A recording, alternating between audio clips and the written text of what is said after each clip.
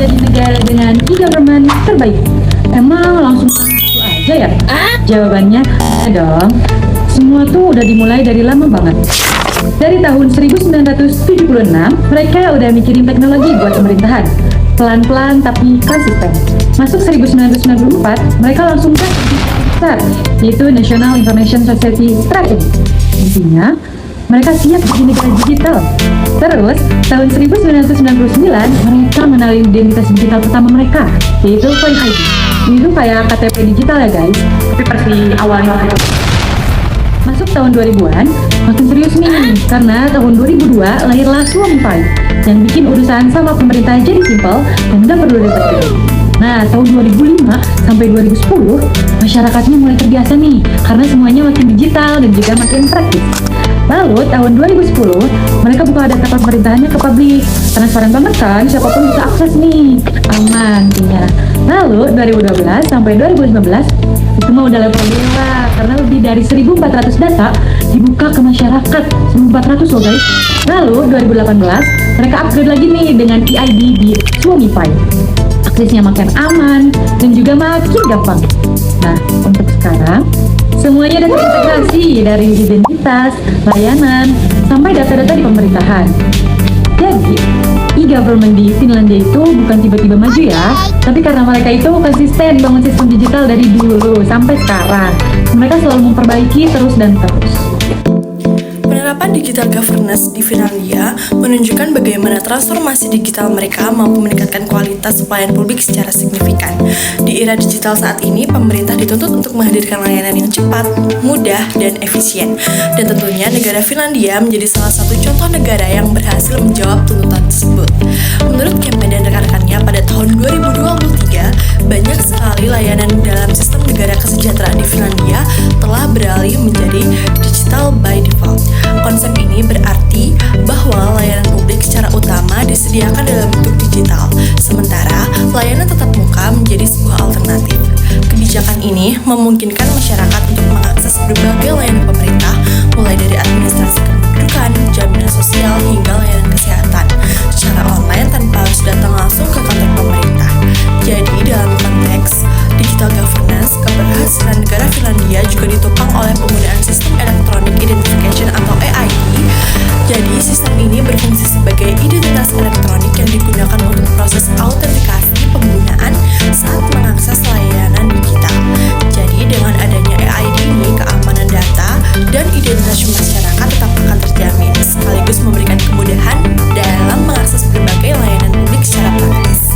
Secara keseluruhan, penerapan digital governance di negara Finlandia mencerminkan transformasi birokrasi yang modern dan berorientasi kepada kebutuhan masyarakat. Hal ini memperkuat kualitas pelayanan dan kemudahan akses bagi pada seluruh warga negara Finlandia. Pernah nggak sih kalian mikir gimana caranya suatu negara punya layanan digital yang cepat, rapi, dan saling terhubung?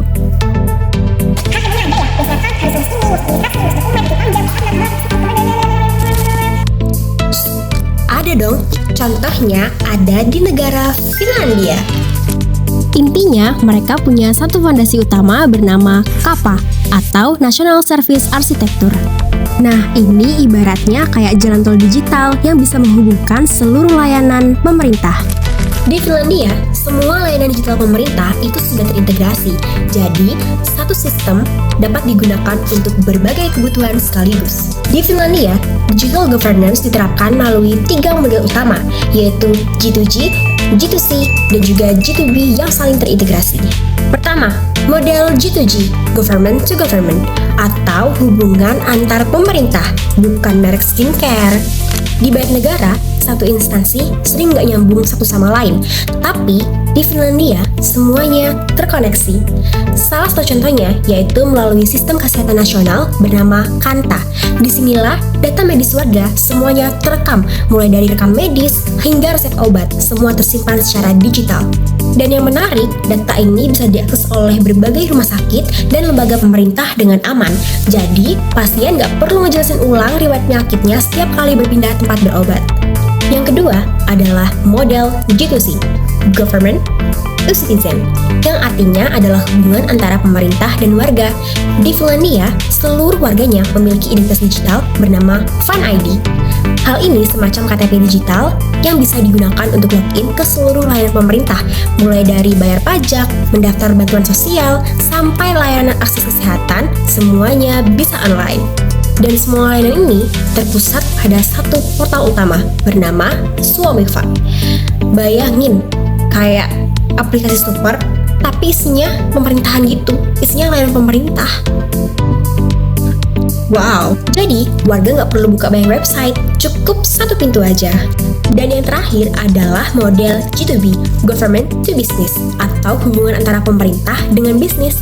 Di Finlandia, perusahaan nggak perlu ribet urus administrasi secara manual. Mereka bisa lapor pajak dan data perusahaan melalui sistem yang bernama TFI. Selain itu, ada juga Inkomstregister, yang mana merupakan sistem yang mencatat semua data penghasilan secara real time. Jadi, pemerintah, perusahaan, dan pihak terkait bisa mengakses data yang sama secara lebih cepat, transparan, dan minim kesalahan. Nah, ini adalah bagian paling menarik dan perlu teman-teman perhatikan ya. Jadi, di Finlandia tadi memiliki satu portal utama bernama Suomify. Platform seperti Suomify ini dapat digunakan untuk berbagai macam kebutuhan sekaligus. Bisa untuk pemerintah, bisa untuk warga, bahkan bisa untuk bisnis. Nah, hal inilah yang disebut dengan multi-role digital governance. Artinya, satu sistem bisa melayani banyak peran tanpa harus meluncurkan sistem baru lagi. Kalau dipikir-pikir, model seperti ini sebenarnya bisa banget diterapin di berbagai negara, termasuk Indonesia. Tapi tentunya butuh waktu yang panjang, kesiapan teknologi, dan yang paling penting adalah kolaborasi antar lembaga. Selanjutnya kita akan membahas mengenai best practice digital governance di negara Finlandia.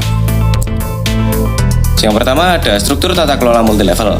Finlandia menghubungkan strategi nasional dengan operasional melalui 3 level utama.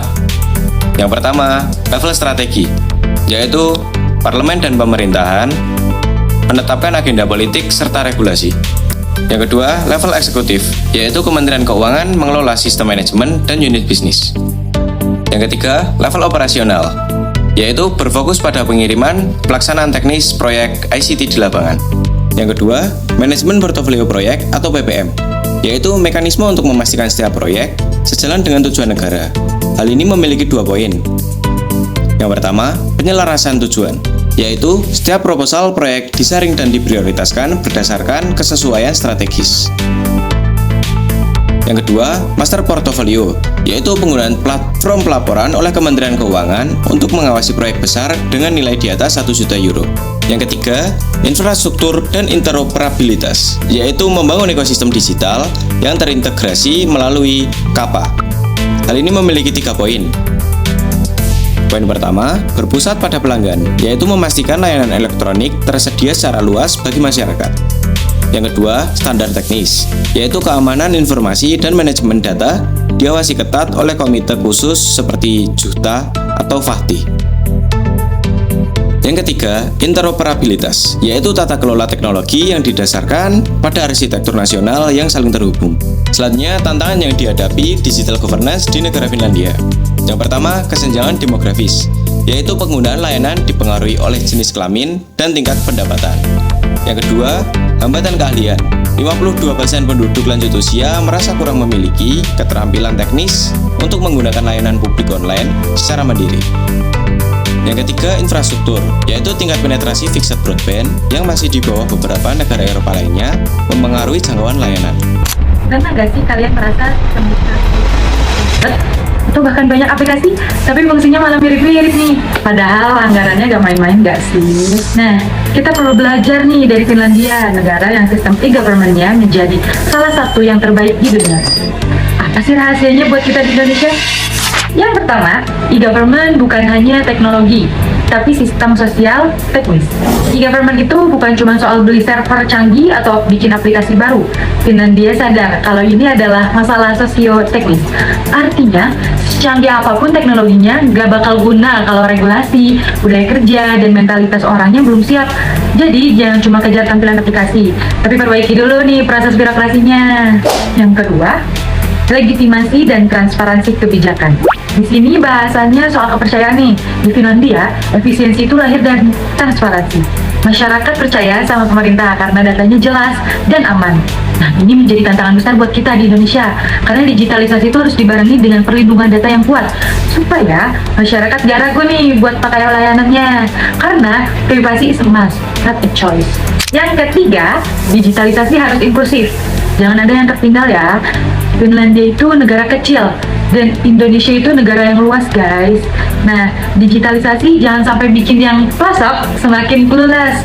Finlandia ngajarin kalau layanan offline harus tetap oke buat mereka yang nggak dapat akses internet, biar nggak ada yang namanya digital gap di antara kita. Keempat, banyak layanan digital yang tidak digunakan karena kurang dikenal. Meskipun sistemnya sudah canggih, apabila kurangnya sosialisasi dan edukasi yang cukup, masyarakat tidak akan paham dan tidak tahu bagaimana cara untuk menggunakannya. Dan yang terakhir adalah partisipasi akan meningkat jika mekanismenya sederhana, semakin cepat, semakin mudah, dan semakin tidak ribet suatu layanan untuk diakses, maka akan meningkatkan partisipasi penggunaannya. Sebaliknya, jika sistem tersebut sangat kompleks, maka justru akan menghambat partisipasi. So, at the end, with the right system, digital governance becomes more than innovation. It becomes a real solution.